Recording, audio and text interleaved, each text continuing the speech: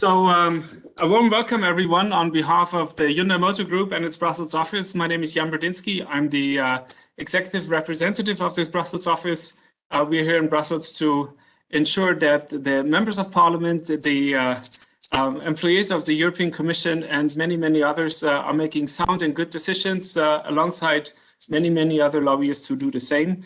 I'm excited that we have a great lineup today, discussing the ways of how to make hydrogen mobility a reality, especially in the field of heavy duty, and we want to discuss what it takes to make this.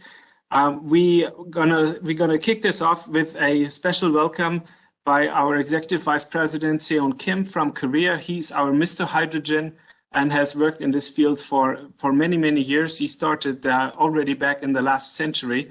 So very, very experienced guy and knows everything about hydrogen. We will then have Henrik Hololai. Henrik Hololai moved Estonia into the European Union as a representative of their government. He's been a Deputy Secretary General of the European Commission and now serves as the Director General of DG Move. And when I say Seon Kim is a Mr. Hydrogen of Hyundai, then certainly Henrik Hololai is the Mr. Hydrogen of the European Commission. Very warm welcome. We have with us Mark Freimüller, who is the CEO of Hyundai Hydrogen Mobility. Mark has worked in the automotive industry for more than 24 years, has joined us a couple of years ago from one of our competitors, and we're very happy that we could recruit him to be a vice president for eco-friendly business development. He has been working in Korea for a number of years and has recently come back to Europe in this role as CEO of Hyundai Hydrogen Mobility, in charge of bringing these wonderful zero-emission trucks running on hydrogen, hopefully green hydrogen, all across Europe. Then we have Thorsten Albig, who has a long career in the Ministry of Finance, and basically in all senior positions except for being the minister himself. Then he became mayor or Lord Mayor of Kiel, then Prime Minister of Schleswig-Holstein, and thankfully for the benefit of Deutsche Post DHL, he was then freed from the people to focus on a new area, and that is the mobility sector. Mr. Albig, we're very happy to have you here. And finally, there is Ismail Ertug. He's a member of the European Parliament in the S&D group. It's the second time that he's serving in the committee for transport, in the TRAN committee. We have had a lot of encounters with him also in the last election period, when he was the author of an own initiative report on hydrogen infrastructure across Europe. And so this is, all four of you are second to no one else in talking about the prospects of making hydrogen mobility a reality. And I'm very happy to have you. For all those who are listening to us from outside the WebEx, you're also very welcome. If you're in the WebEx, there's a chat function with which you could ask questions. We're very happy to see that. Hopefully we can ask a lot of questions to the participants here. And with that, I want to kick it off, and we have the welcome message by Executive Vice President Seon Kim. Thank you. Good afternoon, ladies and gentlemen. I would like to join my colleague Jan in welcoming you to this afternoon's discussion. Over the course of last year, as we have endured the COVID-19 crisis, I believe that we have all seen the importance of our health. As we slowly emerge from the pandemic, we must now redouble our efforts to protect the health of our planet. The purpose of today's event is to consider the contribution that hydrogen might bring to decarbonizing transport, heavy-duty transport in particular. More and more people now understand that hydrogen fuel cell technology, alongside battery electric vehicle technology, offers enormous promise our future mobility needs.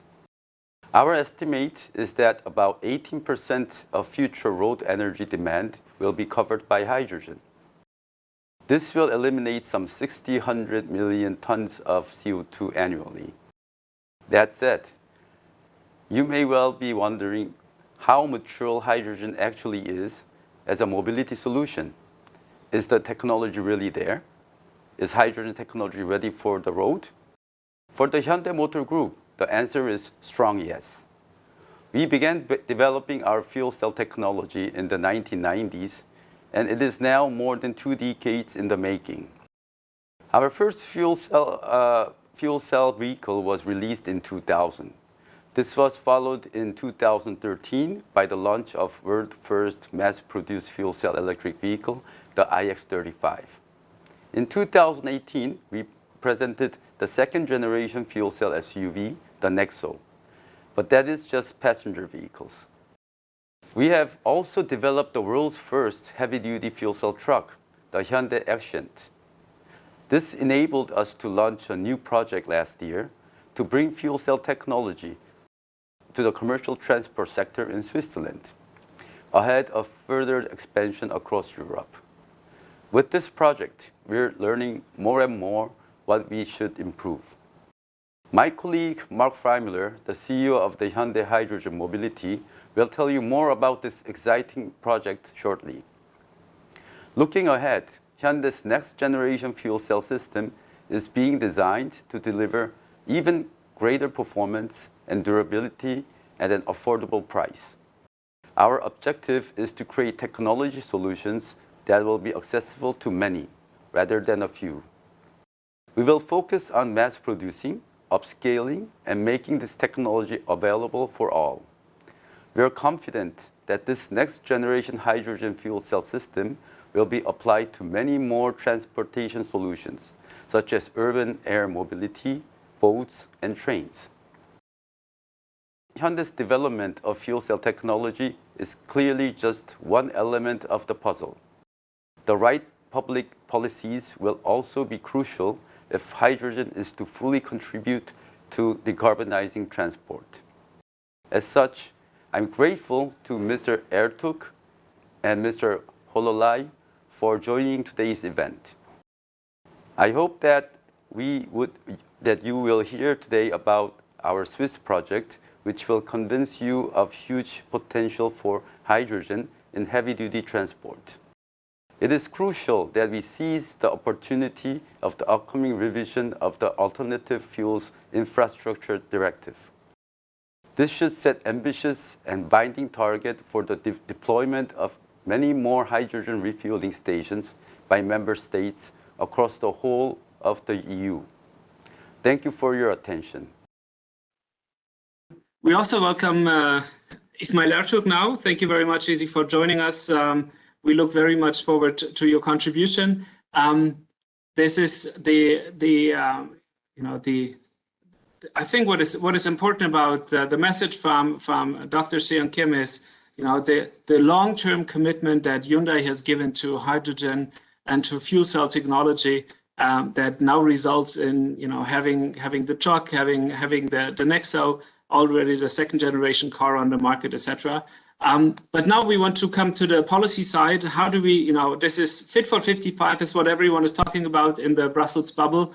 We're going to decarbonize. We're going to be, we come to zero emissions in 2050. We will probably come to zero emissions from passenger cars long before that, from commercial vehicles. There is a commitment from ASEA to not use fossil fuels anymore, 2040 onwards. And now we want to hear from Henrik Hololai, Director General of DG Move. How do we, what is the framework in which this is happening, and how do we actually achieve all this? Henrik, you have the floor. Thank you. Thank you very much. And may I just say that it's a great pleasure to be invited to this event, and also to participate there with many distinguished speakers and friends. I would also like to say that I have also over the years enjoyed very much the good relationship with Hyundai, and the first and so far only hydrogen car that I have driven in has been the Hyundai Nexo, which happened a few years ago when a big fan of of hydrogen, and a good friend of all of us, Jorgo Katsimarkakis, was actually driving me from Brussels to Spa. And I enjoyed very much this opportunity, and it's a great car, and I understand that now you have new generation cars as well, but more importantly, you have been developing also the hydrogen trucks, and I do believe that there is a lot of interest for that in the market, especially, of course, tomorrow, but already today. But in order to get there, obviously, we need to make sure that we solve the chicken and the egg problem, and the infrastructure has to be there in order to support it. That also is definitely part of the preconditions that we would be able to deploy hydrogen solutions. Now, you were extremely kind to omit me the Mr. Hydrogen. I'm definitely honored by that. But the truth of the matter is that already many years ago, when hydrogen was not considered very popular, I always had a sweet spot for it, and I always saw it as not only as part of the solutions, but as probably the most prospective solutions the further from today we are going. And it's a long way to go, but I think that now everybody has realized the kind of potential what hydrogen has. And it has become extremely sexy topic, and everybody wants to be associated to that. We have the hydrogen strategy, hydrogen alliance, and there are many things happening. And of course, I think this is great, because I do believe that this solution is playing a very important role in order to deliver us on the Green Deal, but also in order to help us to decarbonize and the transport sector and make it much more palatable to the societies in the course of the next decade. I would have very much wanted, of course, to share this moment with you in person. I think we all would have liked that. I hope that we don't get too comfortable in our homes, offices, or wherever we are. And there is nothing that replaces the human contact and the human warmth and the possibility to see people eye to eye, and also to have a bit of a chat in the sides, and maybe even a glass. And I think this is what humans are about, and what we are having today is just a mere substitute, and we all would like to get out from there. But for that, we need to be a little bit more patient and make sure that the vaccinations will continue to be delivered, and that we all get the herd immunity that we are very much looking forward to. I'm now going to give you a brief overview how we in DG Move also see the role of hydrogen in our transport system. In one word, it's a key. We set our approach last year in a number of strategic documents, most importantly the hydrogen strategy in July. But when we look at it purely from the perspective of transport mobility, then obviously our sustainable and smart mobility strategy, which Commissioner Vălean presented in December, has been the main roadmap, our license to work, which would give us also the way, how do we get there, how do we want to get there, how do we deliver in the transport sector for the Green Deal goals, and how do we change, modernize, and contemporize the sector as such. The pandemic has shown that in the times of crisis, concerted, proportionate, and timely responses at the EU level are also absolutely necessary. And that is why the EU and its member states must do their utmost to continue to preserve the integrity and enhance the functioning of the single market, the single European transport area. Unilateral and uncoordinated measures make it impossible for our transport and logistics systems to function correctly. Through the value chain, this presents very detrimental knock-on effects to our wider economy, including the competitiveness of our industrial sectors and many jobs across the EU. Why do we start from there? Because I do believe really that the single market is the most important component when we are talking about rolling out the things. And that's also absolutely essential if we want to see a successful rollout of the hydrogen solutions across Europe, which also means that there are similar rules, similar regulations, and also the similar opportunities, including the opportunities related to the availability of infrastructure. And also, That is the reason why our sustainable and smart mobility strategy is very timely and important.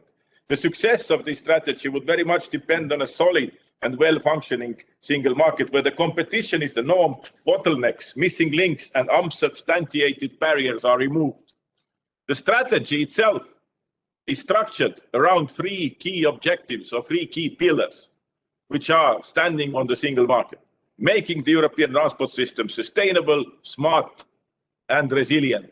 And of course, the latter is a direct spillover from the pandemic, where we have also realized that the resilience is not always there the way we would like to have it.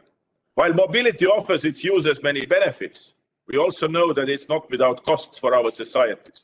And that is why a clear path is needed to achieve the 90% reduction in transport-related greenhouse emissions by 2050.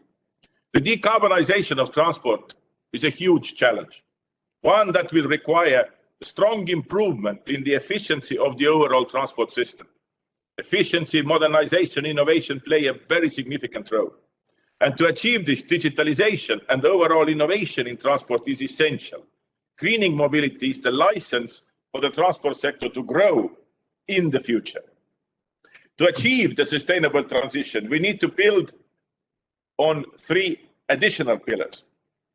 First, make all transport modes more sustainable, make sustainable alternatives widely available in the multimodal transport system. And I want to particularly underline the word multimodal, because for me, this is part of the modernization and should be entirely integrated to the DNA of our mobility and transport systems of the future.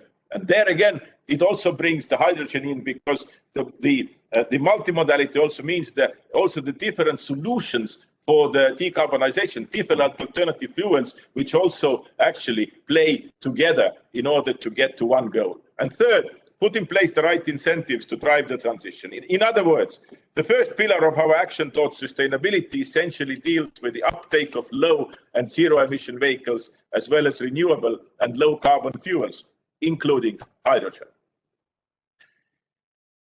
Let me now move more towards the road transport. Our approach is holistic. We aim to address the demand and the supply side of vehicles and fuels, as well as infrastructure needs. There is a variety of policy instruments for our disposal at the EU national and local level. We need to use them. We need to also make sure that they complement each other, not overlap. This ranges from research funding to technical standards to EU directives to investment support. We see the need to pull all levers in order to make the transformation a reality. Among the fuel solutions, the strategy clearly identifies hydrogen as a very promising solution. It's particularly so in those circumstances where direct electrification is not possible or too complicated. This includes, for example, the long-haul road, maritime or air transport, but also rail, where the electrification doesn't make sense and hydrogen locomotives can easily replace the diesel locomotives. If we talk about air, if we look at, for example, what is the strategy of the future for Airbus, then they are absolutely fully concentrating on delivering and innovating on a liquid hydrogen-based aircrafts. So in different transport modes, it really is a real option. In the strategy, we also identify a number of key policies at the EU level to drive the uptake. And now I'll focus solely on the heavy-duty road transport, what is the main topic also for today. On the supply side, for vehicles, CO2 standards for trucks will remain the main driver. The revision is foreseen for the coming years. The strategy foresees 2022. And the strategy also announces putting in place CO2 emission performance standards for buses. Let us also not forget the upcoming post-Euro 6 standards, which are supposed to be with us later this year.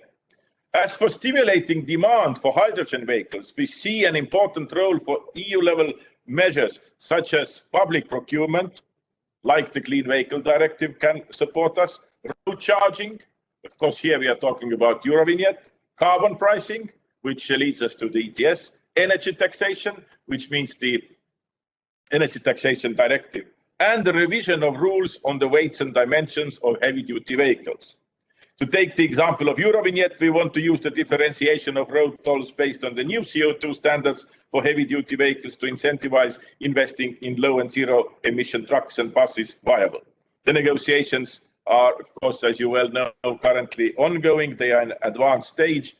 There are still quite a lot of differences that need to be, or let's say the squares that need to be circles or circles that need to be squared. But we are getting there, and there's still a lot of work, but I'm optimistic. Let me turn to infrastructure. It's clear that the increased deployment and use of renewable and low carbon fuels must go hand in hand with the creation of a comprehensive network of recharging and refueling infrastructure to fully enable the widespread uptake of low and zero emission vehicles in all transport modes. In addition to revising the TEN-T regulation, which will be a key to make our overall trans-European transport network a key enabler to the sustainable and smart transition, and make those corridors really as the front line in making infrastructure available. We will also propose a revision of the directive over deployment for alternative fuels infrastructure later this year. I think this is something which is very much awaited. We have seen, I think it was a good thing what we did with the first directive. It was a game changer. And I also would like to give a lot of credit to Ismail, who has been always there to support us to get to the right direction. And now we just have seen what the limits are with the current existing directive, and we need to push forward. We have seen that there are member states who deliver, there are those who don't, and we don't have enough levers in order to deal with that. And of course, we need to have all these new infrastructure available. The aim of the revision is to ensure that sufficient interoperable recharging and refueling infrastructure will be in place throughout the EU. Here we talk about the single market, we talk about the corridors, because what's the point if you can have an alternatively powered truck, let's say a hydrogen truck, which is supposed to drive through Europe, and you can do it maybe in 2 countries, but then in the 3rd country it is not possible. So that's why we need pan-European solutions. And the rollout of the infrastructure needs to be based on common technical specifications enshrined in common standards. Under the AFID, we have made considerable progress. By means of delegated regulation, we have standardized hydrogen refueling points for motor vehicles, outdoor hydrogen refueling points, hydrogen purity, hydrogen fueling algorithms, and equipment in road transport. So we have something to build on. It just needs to make sure that this will be uniform, totally interoperable, and across Europe. The Commission set the aim to have 1,000 hydrogen stations by 2030 and half of them by 2025. This sits alongside our commitment to supporting the deployment of 1 million charging points by 2025 and up to 3 million by 2030. Let me now move how we plan to support from the EU side this investment effort. A key component is the Next Generation EU, and in particular the Recovery and Resilience Facility. We are very clear with member states, use funds from the RRF in the area of transport to incentivize vehicles and infrastructures for the zero emission transition. That includes hydrogen. I'd be interested how you are experiencing discussions with the member states about the programming of those funds. Are we on the right track? Because it is very important that the member states do their part. They are the ones who put the reform plans on the table. And yes, we are scrutinizing them, and we are also telling them that, look, this is the possibility also to make the transition a reality. You have to have the solutions enshrined in your plans, because the other forms of financing are limited. We know Connecting Europe Facility has its limits. Every fund has its limits, but they provide very, very important financing, which helps to roll out and move to the next stage. In addition to the RRF, as I said, Connecting Europe Facility will obviously also contribute, and that would support rollout of alternative fuel infrastructure using the concept of blending grants with loans under a blending facility, which is now successfully established. And we have also had a lot of experience with that already.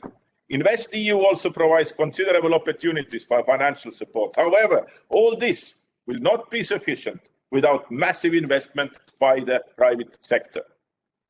This is just a snapshot of the various work streams. I did not have time, of course, to go into details on the hydrogen supply, where our hydrogen strategy outlines the pathway of growth. We should also not forget the launch of the European Clean Hydrogen Alliance and the important work on research under Horizon Europe, and in particular the great contributions of the fuel cells and hydrogen joint undertaking. To conclude, I just want to stress we are open and keen to hear your views on policy and regulatory needs for facilitating hydrogen in decarbonization of our transport and mobility system and its particular role in the heavy-duty road transport. Thank you very much, dear friends. Thank you very much, Henrik, for your great contribution. I can assure you, I have a couple of follow-up questions, but in light of time moving fast, let me give the floor to our second speaker, Mark Freimuller, CEO of Hyundai Hydrogen Mobility. Mark, you have the floor. Yeah, thanks, Jan, and thanks for the opportunity. First of all, which you give to me about talking about what we're doing here in Switzerland, and while showing that heavy-duty fuel cell trucks are present-day reality and not a future plan for, I don't know, later half of the decade. I brought one picture with me. I don't know if you can see that right now or not, which shows a couple of trucks in operation right now at our customers, and that should give you an idea about that. It's not demo project what we're doing here in Switzerland. It's out there. It was a market introduction in October, and the vehicles are now in customer operation as we speak. We did already about 380,000 kilometers and saved about 300 tons of CO2 emissions so far. As I said, we have 50 vehicles, or 46 to be precise, in Switzerland right now, and a clear plan to increase that number to about 1,000 units by 23 and 1,600 units by 25. The difficult part with that is the necessity to establish a whole ecosystem around that. I think you can see the trucks, so that is just the impression I was talking about. So yeah, back to the ecosystem. Building up this ecosystem needs to include obviously the hydrogen production and the infrastructure, and then the trucks as the third pillar. And we're not doing that alone. Obviously, we have strong business partners taking care of that. But to break this chicken-egg dilemma in regards to demand and supply, the whole ecosystem needs to be ramped up in parallel, and that must, to a certain degree, be orchestrated. And that's why we're not selling the vehicles. We offer it in a so-called pay-per-use model. That means that the customer pays a certain fee per kilometer, and that includes not only the usage of the vehicle, including sales and warranty, service and warranty and everything, but also insurance and tire wear and the hydrogen supply. So with this joint effort to build this whole ecosystem, we really can make sure that there is enough hydrogen at the right quality, at the right time and place, so to say. So besides bringing in the trucks, the ramp up of the refueling infrastructure is key. Currently, we have about 6 hydrogen refueling stations in operation. By the end of next month, it's going to be 8, and then by the end of the year, it's going to be around 12. Final expansion stage will be something like 50 to 80 refueling stations. That should be enough to cover the complete area of Switzerland. All of these are equipped with 350 bar refueling for trucks and buses and 700 bar for passenger cars as well. And obviously, we are convinced that as of now, the 350 bar technology is the only viable solution for commercial vehicles, taking into consideration the current state of technology, refueling times, the financials for the HRS, but as well at the end of the day for the truck operators. The trucks are certainly offering the right lever, basically, to build up this the infrastructure. If you do the calculation from a perspective of a refueling station operator, that comes usually with a certain margin per kilogram hydrogen sold, and then taking into consideration the annual cost, you need about 700 passenger cars only refueling at this particular HRS to get the financial break even. or you can do the same thing with 15 trucks. So obviously, the 15 trucks or trucks in general, with their much higher demand, will build up the infrastructure, and then scalability can come through passenger cars. And that will then bring down the cost of the technology itself, and that again is an advantage for the commercial vehicles as well. So with the trucks, you can start some kind of self-propelling system. The customers definitely want to become emission-free. We get a lot of interest from the customers' side, or at least let's say more emission-free than what they are today. So they really want to replace current diesel trucks in their everyday business, but that means that those, let's say, zero-emission trucks must be able to handle the normal transportation business in terms of range, in terms of payload, in terms of refueling time, but also financially. In Switzerland, that works pretty well. I mean, obviously, we still have some, let's say, challenges when it comes to other European countries, but that will change pretty quickly, I'm quite convinced. So when the customers want to switch to electric vehicles, they always ask themselves, obviously, whether fuel cell electric vehicles or battery electric vehicles make more sense. Obviously, we at Hyundai see clear advantages on the fuel cell side in combination of payload, range, and refueling time. But in one or the other use case, battery electric trucks can probably do the job as well. But for both technologies, I think it's important that only renewable electricity is used. I mean, either directly through the battery electric vehicle or by hydrogen production, because otherwise there will be no CO2 reduction. Then in this regards, we're always facing this efficiency discussion, whether it's more efficient to utilize the electricity directly in the battery electric vehicle or in a fuel cell electric vehicle. But this discussion actually is missing the point. The energy transition will only work with hydrogen as a storage and or transportation medium. So we need hydrogen in that case, and the energy needs to be at the point where it's consumed and at any time when it's needed, and that is just purely not going to work with electricity. So hydrogen will be there anyhow, and it's easier then to distribute.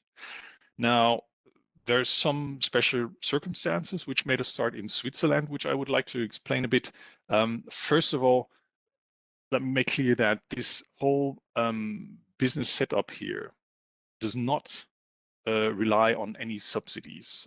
It's a purely private sector driven initiative, but the business setup can utilize an already existing road tax, which is not to be paid by emission-free vehicles. And this road tax exists since, I think, 20 years or so. It's directly connected to the weight of the vehicle and the driven mileage per year. And with around 60,000 euros per truck per year, this is a quite significant amount. In addition to that, the diesel is much more expensive in Switzerland compared to other European countries. Now, that gives us a good opportunity here to get started in Switzerland on a financially viable level. But there are massive subsidies available in other European countries, and now we are working on utilizing those to kickstart basically something like what we did here in Switzerland in other European countries as well. And I think those subsidies need to spend wisely in a sustainable way, so that the whole system can also, in a midterm, work without any subsidies. But it's not only about the financials. I think it's also important to think about practical advantages the government needs to give to emission-free trucks, like exemption from city bans or let them drive during night or on Sundays. So that would give a practical advantage to emission-free trucks as well.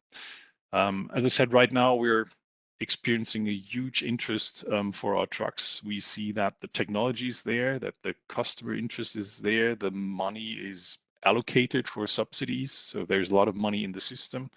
So the only question is basically just how fast can we bring all that together and really decarbonize heavy-duty trucking.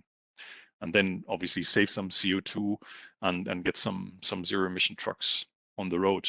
From my perspective, that will definitely be possible around the first half year of 2022. So with that, thanks for your attention, and open for questions. Thank you very much, Mark, for this overview on where Hyundai as a manufacturer is in the heavy duty division. Now turning to a customer, Thorsten Albig, representing Deutsche Post DHL. I think it's fair to say that in the global logistics game, you are probably number one. Maybe there's UPS, but you're the major logistics company in Europe, and you're bringing all our wonderful Amazon and other parcels that we have to ship online at the moment to our doors. What is your strategy? You're a member of this European Clean Trucking Alliance, and Mark has already said, you could go battery, you could go hydrogen, and there's also others who believe that some synthetic e-fuels would be doing the job. What is the DHL strategy for decarbonization, and maybe also where are you already on this path to zero, if I may ask this? Yeah, thank you, Jan. We are not only delivering Amazon parcels. We just delivered vaccination, and we delivered all the ventilators. So we are not so unimportant in this Corona or the COVID times. So thank you for the invitation today. I'm very happy that Deutsche Post DHL got as a customer, as a potential customer, the opportunity to speak to such an important topic as hydrogen. And it's good to see that's on everyone's agenda, or at least on the agenda of the vast majority of the stakeholder. I'm sure it's much more than a niche we are talking about. We highly recommend welcome the Commission's hydrogen strategy, which was presented last year in July. Thanks to Henrik and his wonderful work. And Henrik, it's always a pleasure to follow your vision and to see how engaged you're working on your vision. We agree at the Commission that renewable hydrogen will play a key role in the decarbonization of sectors where other alternatives are not feasible or more expensive. This includes heavy duty and long haul road transport as well. Henrik mentioned it, as well as aviation. As you might have heard, Deutsche Post DHL only presented yesterday a sustainability roadmap for the next 10 years. Even though we have committed ourselves already in 2017 to a zero emission target by 2050. We have been now working hard to define what that means for us for next years to come. So we will invest 7 billion euro until 2030 in clean operations to reduce our emissions from today 33 million tons in 2020 to under 29 million tons in 2030. And they will commit to Science-Based Targets initiative. In concrete terms, that means that we electrify 60% of last mile delivery vehicles and increase share of sustainable fuels and line haul to more than 30% in 2030. Our goal is also to increase sustainable aviation fuel, SAF's plan to also more than 30% by 2030. But let's have a closer look now on hydrogen and what that means for us as a logistics service provider. Just 4 small, or not so small, interesting numbers. We have actually 6.6 million trucks drive in the EU, 6.6 million. We have actually 300K new heavy duty trucks are sold in Europe every year, 300K. Nearly 5% of total EU CO2 emissions come from heavy duty road transport, and nearly 27% of specific road transport CO2 emissions in the EU come from lorries, buses, and coaches. Well, the whole picture. For us, one very important step towards creating a European hydrogen ecosystem has been the establishment of the European Clean Hydrogen Alliance. where we were a member and also contribute to the Roundtable Mobility. We can only underline as a company the importance of bringing together the relevant stakeholders across the whole hydrogen value chain to jointly boost demand and scale up production. Now, coming from the demand side, DPDHL's main focus lies in the area of fuel cell vehicles and heavy-duty transport and e-fuels for aircrafts as a sustainable substitute to kerosene. In particular, the latter is low-hanging fruit in the decarbonization path in the aviation sector, which could be already available on the large scale today. But don't get me wrong, we are also excited to see hydrogen aircrafts being available, but that we might only see as of 2035 and later. And then not for long-haul operations, which are important for global supply chains. So let's focus first on the next 10 years. When it comes to road transport, fact is that we unfortunately don't have yet serious produced fuel cell electric vehicles on the market, meaning we need to pave the way so once they are available, we can deploy them widely. That means we have to agree, in my opinion, on the following 6 points. First, the concrete timing when series produced vehicles will be available to ensure for us as a company, the industry, planning and investment certainty. Second, ramp up production of H2. Third, ensure availability of green H2. Fourth, put in place European-wide infrastructure for hydrogen trucks, taking into account vehicle and safety standards. Fifth, reduce the total cost ownership gap, especially for commercial vehicles, and particularly in the initial stage. This would have positive impact for final users in the value chain, especially for small and medium enterprises. Different incentives are needed to reach parity with diesel, which will foster the initial market volumes deployment to trigger the demand. And last but not least, last point, let's not forget to enable the energy transition and transport, new technologies must come with long-term investment certainty for end users, especially small and medium-sized. To generate successful market shift, regulatory incentive schemes must therefore focus on reliable long-term frameworks, and we are talking about minimum 10 years.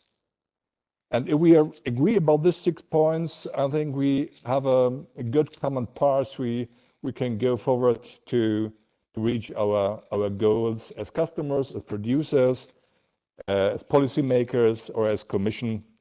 So that's a few ideas from Deutsche Post DHL. Thanks. Thank you, Thorsten. That was, that was very interesting, and from a citizen's point of view, quite hopeful on to see that the big guys are actually very much into the game and have understood many years ago already and are moving into execution. Easy. The beauty of the last speaker is you can react to everyone else, and now the big picture was laid out by the Commission. The manufacturer said that there is a vehicle. The user said we would be interested to have the vehicle. Now you, as the representative of the European people, as a member of the European Parliament, you have a lot of legislation coming up onto your plate, and you can set the tone and set the stage on how fast this is going to be and what is necessary.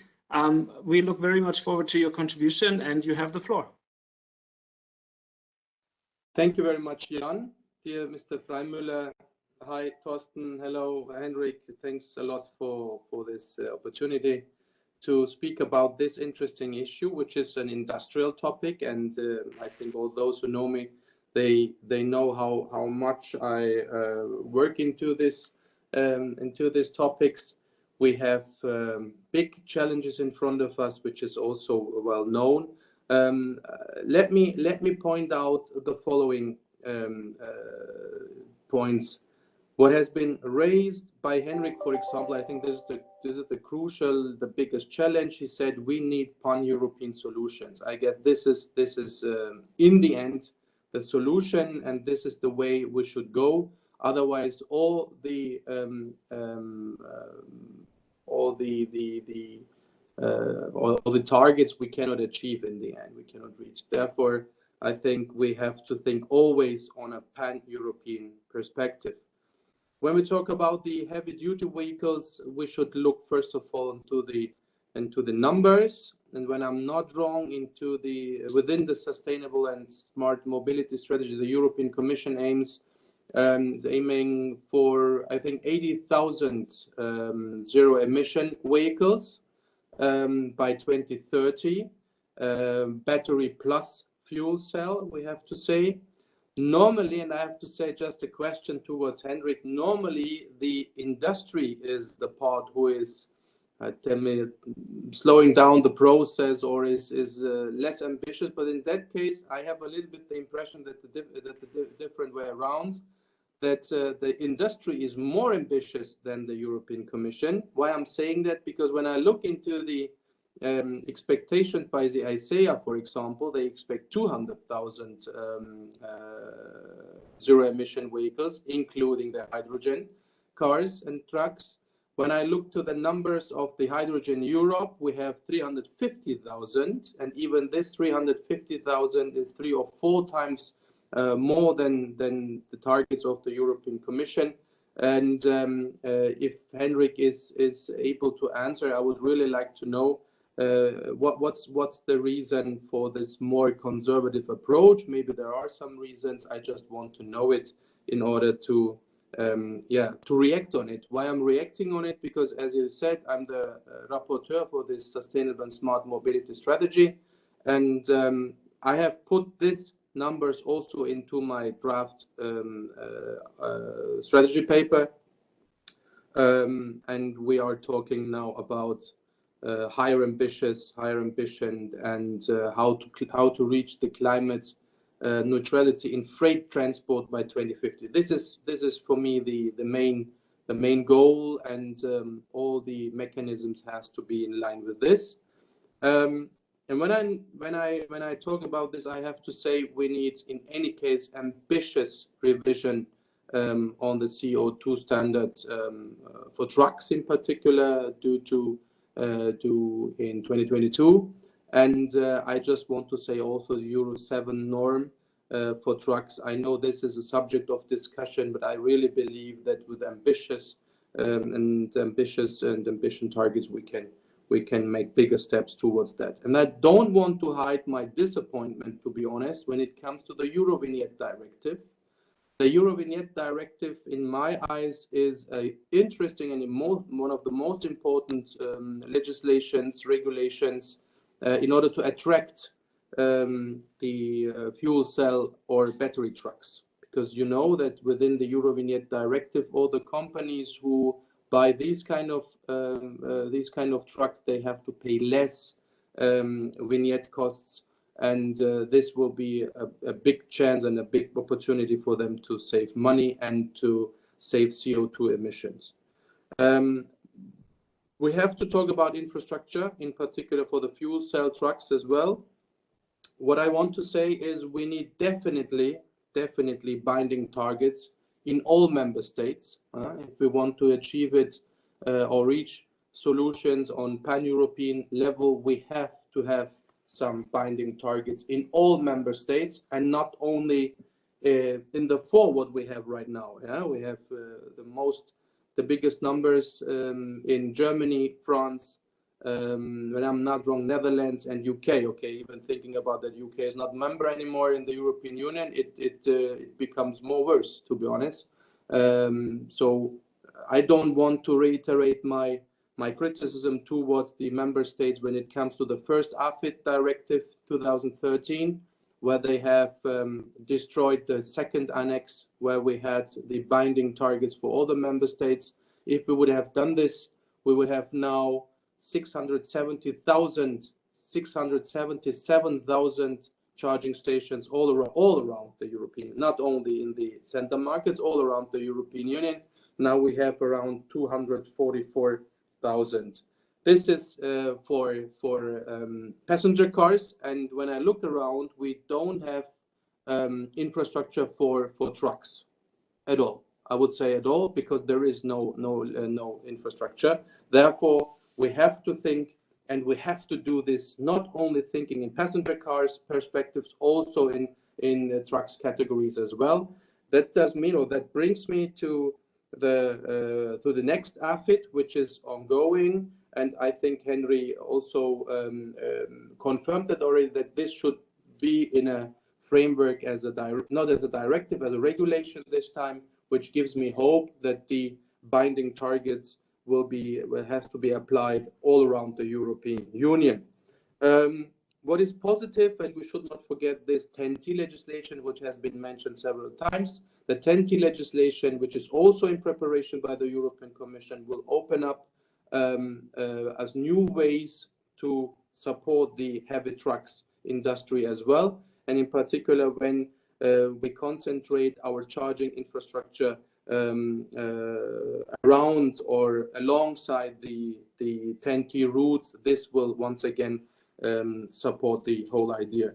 When it looks to the numbers, we need 1,500 stations according to Hydrogen Europe until 2030, 1,500. There is a big question what we have to decide as politicians, and I don't want to neglect it. What kind of refueling infrastructure is needed? Is it gaseous or is it in a liquid version? And I know that Hyundai supports more the gaseous hydrogen tanks, but other competitors are aiming for liquid, and that goes also for aviation, by the way, which is not in a direct competition, but we have limited energy and we have to use it in the best way. And therefore, I guess we have to think about how to solve this dilemma. Another point is, as I said, how to push the member states towards the mandatory targets, how to comply with the mandatory targets. And I guess even within the Brussels bubble, sometimes we're discussing about that, and we think, okay, this is so clear and we need this binding targets. But when I look back to one of the last Politico surveys, when I'm not wrong, where they have asked the member states the question, do we need binding targets when it comes to the numbers of infrastructure? There were a serious number of member states who said no. And even Germany. I cannot understand that, and I'm always addressing that to my colleagues in the German Bundestag and to others. It's for me absolutely not understandable why, in particular, Germany is reluctant when it comes to these kind of mandatory targets. That, as I said, it has to comply with the European targets. And we have spoken about the AFIT. We have spoken about the 10T regulation. The funding is also very important. I think we see that in general when it comes to the funding possibilities for zero emission infrastructure. And even there, as always, money is always limited. So we have to think about how and where to use the limited money. Charging and hydrogen infrastructure is for sure in my eyes. And there are discussions ongoing. What about LNG, for example? Should that be supported and subsidized as well or not? And this will be a subject of discussion also.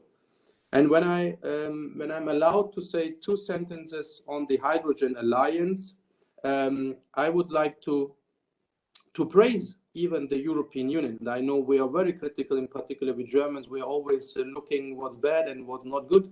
But now in that sense, I think we have proven and we have shown the whole world that the European Union, and thanks to the European Commission, by the way, I have to give the praise back to Henrik as well. Thanks to the European Commission, we are now in the situation to take up 2 industries, the hydrogen industry and also the battery cell industry. If we look 5 years back, we were nowhere. We were not a player at all, but now in midterm, we will become the 2nd biggest battery producer. I know that the hydrogen guys and the battery guys, they are maybe to a certain extent looking to each other as competitors, but I don't believe this. I think both is needed in the future.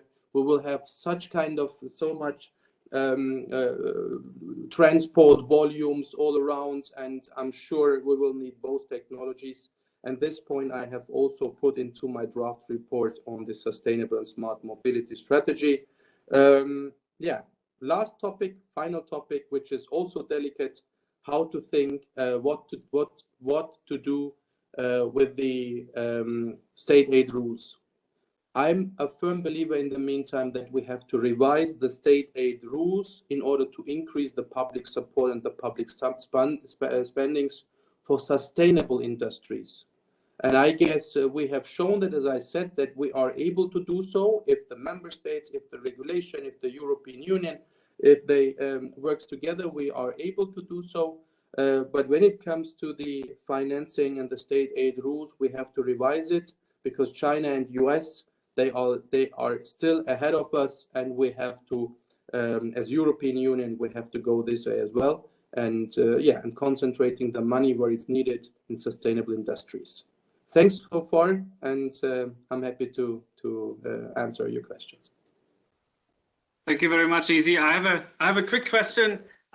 First, for the representatives of the private sector, Thorsten Albig and Mark Freimüller, how many hydrogen refueling stations, be them like 350, 700, or 350 plus 700, are we going to have in 2030 to meet the targets? Thorsten, you go first.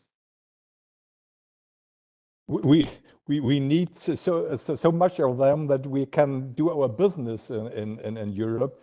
If you look at the TEN-T core network corridor, and if we want that it's a zero emission freight corridor, you need sufficient charging green hydrogen refueling infrastructure every 1,000 miles at least, and you have to do it by 2027. And you have to, and I can underline a double, what Ismail mentioned, we need binding targets. It's absolutely crucial. You manage a company with over investment cycles. And if you buy an airplane, you do it one time in 30 years. And if you buy a truck, you do it one time in 10 years. And if you miss a point because there is no trust, then they will buy the wrong airplane or they will buy the diesel truck.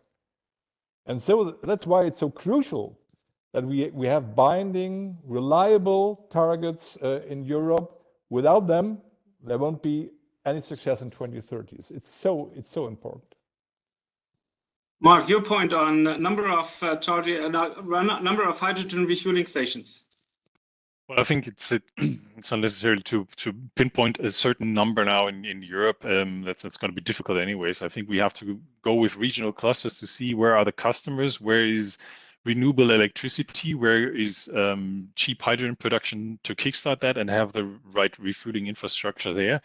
I think the biggest or a big difference in the discussion is that we should not compare with the current infrastructure for diesel or with with the usage of diesel trucks, and probably Thorsten Albig can talk about more about that. But I think these requirements of a range of 1,200 kilometers per refueling, I really strongly believe it's not necessary. I mean, we have to change that. Look at cell phones. I mean, if somebody would have told you like a couple of years ago, you would have a cell phone which you need to recharge every day, we'd call them stupid. But still, you do it now. I think we need to change the attitude there, or customers are willing to change the attitude there and say, yeah, if it's recharged in 15 minutes or so, it's okay. But for that, I agree. The infrastructure needs to be there. But it needs to develop wherever customers, hydrogen supply, and infrastructure comes together. Thank you, Mark. And the question to our two policymakers. One of the interesting instruments that we currently have in the CO2 legislation for passenger cars is pooling. We're waiting for the proposal from the Commission next year on CO2 for trucks. Is pooling one of the instruments that the Commission is looking at, and is the Parliament going to support this? Henrik, you go first, and then Easy.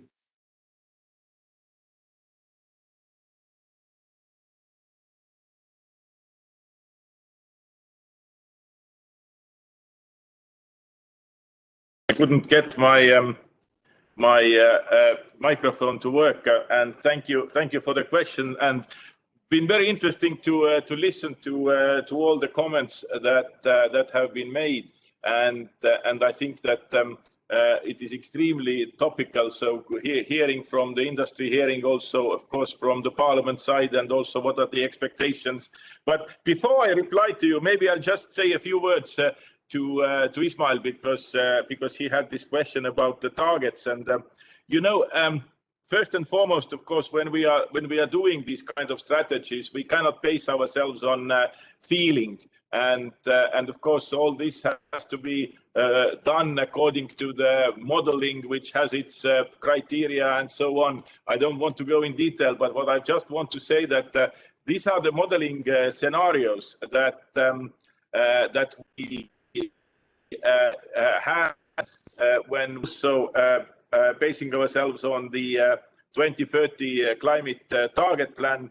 So this means that the zero emission cars, which is the 30 million, and the 80,000 zero emission trucks are needed to achieve the 55% economy-wide reduction target. Now, having said that, it does not mean that we would not welcome and incentivize industry also delivering more, but we had to put certain targets which are serious and which we can also defend when somebody looks into them, because they are the results of the modeling. And at the same time, when you're right, when ACEA was actually saying that they are seeing that there are more trucks that could come on the market and actually in use, then at the same time they were thinking that 30 million zero emission vehicles, passenger cars, might be far too much. So again, I mean, this is also the way how you look at it. But bottom line is that this is not something which is the high end. It is something that we are more than happy to see if it's going to be broken. And in any case, all the targets are indicative and can be revisited and overseen. And also, I'd like to say that what I said also earlier, but Eurovignette plays a very important role, and I really hope that these negotiations can progress, also having in mind the ambitious results. Of course, when it comes to the pooling, we will likely consider the possibility for introducing some form of pooling mechanism for heavy-duty vehicle manufacturers when reviewing the regulation on CO2 emission performance standards for these vehicles. As with any element of legal proposal, the options will have to be examined as part of the impact assessment, taking into account the characteristics of the heavy-duty vehicles market. So it is not possible at this stage to say if and how such a mechanism might be introduced, but it will be part of our assessment, and we will see there. So it would be inappropriate for me to anticipate the outcome now, but as I said, we are seriously considering that option. Also, I want to say one more thing. I'm sorry, but this was been said many times, and I hear you very well. I hear what Ismail Torsten was saying about the targets and the need for having the binding targets. And here again, I mean, I cannot, it would be inappropriate to jump into the conclusion, because it is part on the ongoing impact assessment, where we are looking at a range of policy measures that can help to ensure the rollout of a dense and widely spread network for recharging and refueling. And of course, setting more binding quantitative target for member states is among those solutions. So this is currently, the outcome is open. But having said that, I just want to say, I hear you. I have a lot of sympathy what you say, but I couldn't jump now to the conclusion and say this is going to be the outcome. Thank you. You're welcome. Easy. I can just reiterate what has been said. We are the European Parliament. We are expecting legislation drafts by the European Commission. And I'm sure you as industry, you will inform us in due time what is the best possible option. Guys, thank you. But I have to leave right now. The next meeting is started 5 minutes ago, and I have to chair this. Therefore, Jan, please, thanks for your invitation. Mr. Freimüller, Torsten, Henrik. See you soon, yeah? Take care. Thank you, Izzy. Thank you very much for your contribution. And always remember, Mr. Struck, nothing leaves the parliament as it came into the parliament, that he said. Apologies for everyone who's watching us. We have actually surpassed the hour already. So let me just very quickly summarize in terms of the question of our webinar today. What does it take to succeed for hydrogen in heavy duty? I think the first part, and that came across very clearly, is we need the infrastructure. And I'm happy to share with you that ASEA, the association that we are a member of, has been reaching out to environmental organizations like TNE and consumer groups like BEUC to jointly draft letters and send them to the policymakers to asking for this infrastructure to come. Second, of course, it needs the product. And, as Mark Freimüller has said today, we are there, our product is ready, and we are very happy that it's not only us, but there's other companies who also have a product that is ready now, and there are many others who are also member of the ASEA network that we are part of, who have announced that in 23, 24, 25, they will bring their product to market. And the more the merrier. In the end, we want to develop this market of zero emission trucking, and therefore anyone who's participating in this and bringing a product to market is more than welcome. The third point and the final point, we have to overcome the gap in total cost of ownership. Why would Thorsten and DHL, regardless of the fact that they actually had a record year last year, so online shopping was really good for them.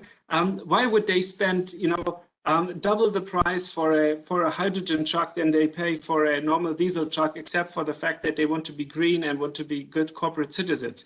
Now, there is a need in the scaling up until we come to the point where costs have been reduced so much that diesel trucks and hydrogen trucks can be sold at parity. Until that point, there is a need for the public sector to also incentivize this, and we would very much welcome that this happens both on the national level as well as on the European level to quickly have enable the uptake of zero emission trucking. And finally, I just asked the question on the pooling.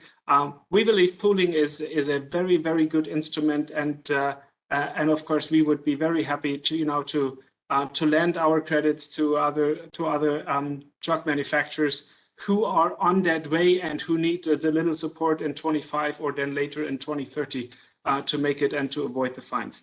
With that, I want to thank you all very much for a lively and a good contribution. Personally, I believe we are on a good path, that private sector and public sector is aligned on the joint goal to meet all the ideas of the Paris Agreement to make the contribution of like a complete zero economy in 2050, and hopefully also a fossil fuel trucking industry in 2040 that ASEA has promised. With that, I want to thank you very much, and I look much forward to seeing you at another webinar. And also very much thank you for the speakers, Henrik, Thorsten, Mark, and Easy. And you made this. This is the added value that those who are hungry for policy input that they got today. Very good webinar. Thank you very much for the contribution, and have a great week. And hopefully, the next time we will be organizing something like this, we will all be sitting there. And I would now ask you to come for a drink in the lobby, where we would, continue the discussion, and where we would create the necessary bonds across the aisles and across public and private sector to make this an even bigger success. That's a promise for the second half of this year. Thank you very much, and all the best to you. Thanks. Thank you. Bye-bye. Thanks, Jan.